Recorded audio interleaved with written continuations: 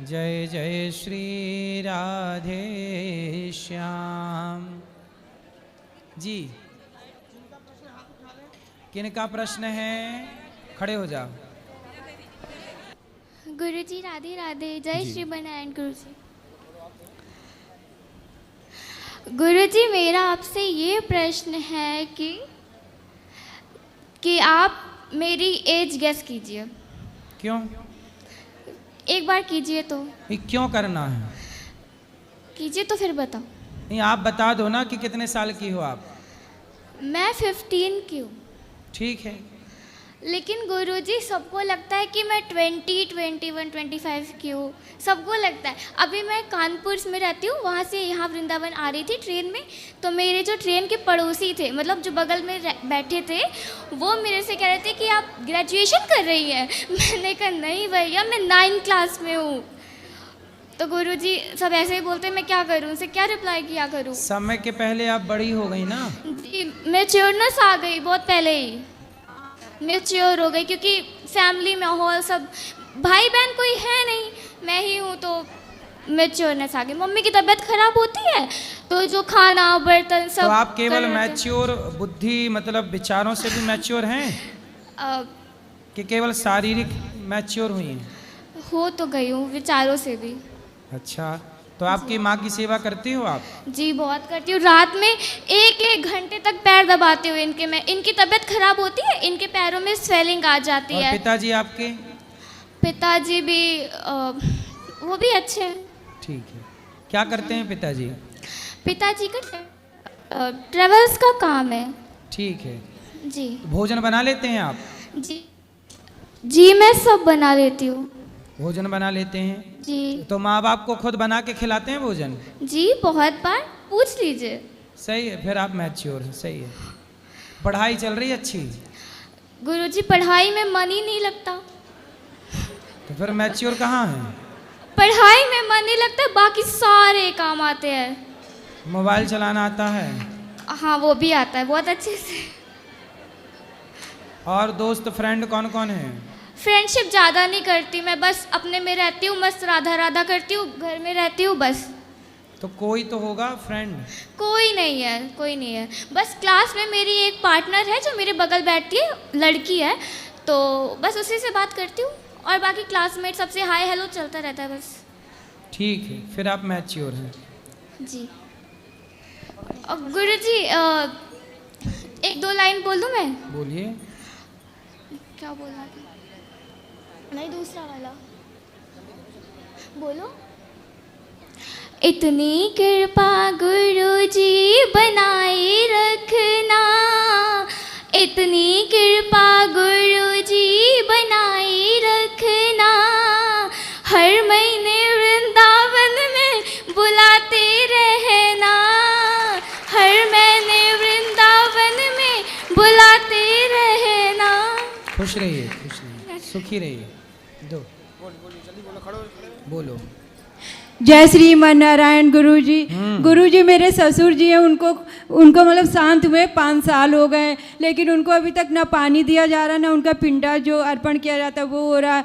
क्योंकि मेरे परिवार में कोई ना कोई मतलब तीसरी साल लोग बोलते हैं कि 3 साल पूरे हो जाते हैं तब पितरों को उसमें मिलाया जाता है। अभी तक उनके लिए कुछ नहीं किया जा रहा है। तो करवा लो। जैसे कि गुरुजी अब 3 वर्ष हो गए उनके नहीं, अभी एक लोग, अभी मेरी सास खत्म हो गई अप्रैल में, तो फिर अब उनको 3 साल जब होंगे लोग कहते तब उनका मतलब किया जाएगा। वैसे तो 5 साल। देखो जिनका हो चुका है 3 वर्ष पूरा उनका तो हो जाएगा। अब जिनका अब सास अभी गई हैं तो उनका 3 वर्ष बाद होगा।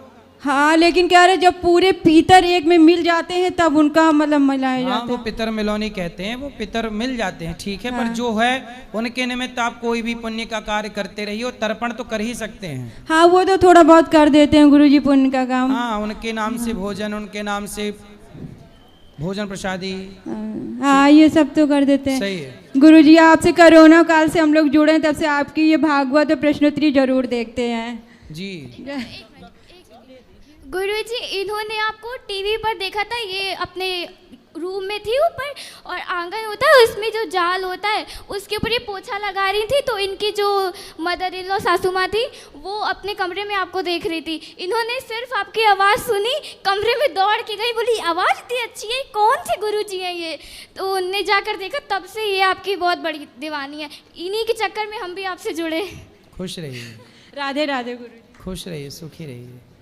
राधे राधे गुरुजी। जी जी, मेरा प्रश्न ये है कि मुझे क्रोध बहुत आता है, हर बात पे मैं गुस्सा करता हूँ, बाल बच्चों पे, बीवी पे, इसका उपाय बताएं।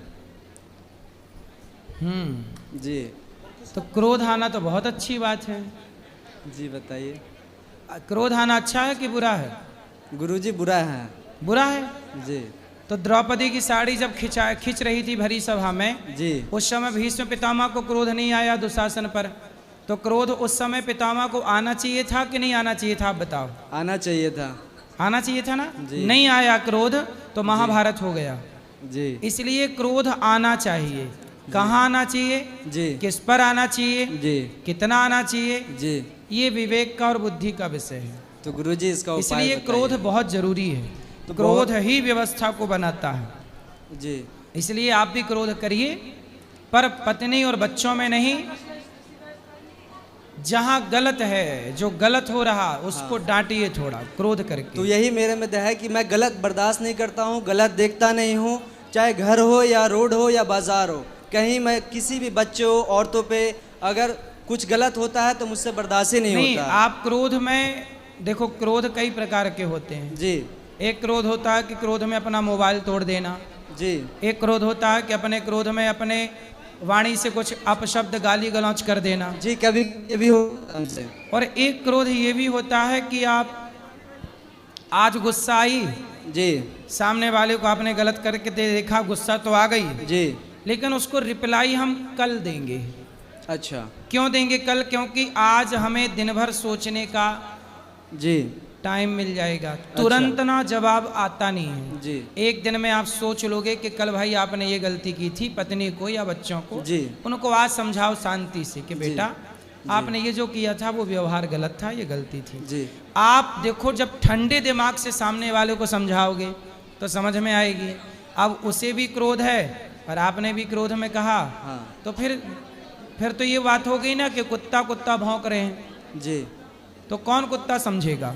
इसलिए क्रोध का इलाज क्रोध नहीं है। जी क्रोध का इलाज शांति है, गुरुजी प्रेम है। शांति तो बनाए रखता हूँ, लेकिन कभी कभी ऐसा होता है ना कि मैं समझता हूँ फिर भी क्रोध आ जाता है। मैं समझाता हूँ घर में, बहुत घर में समझाता तो हूँ, जब लेकिन क्रोध आता है तब आप क्या करते हैं?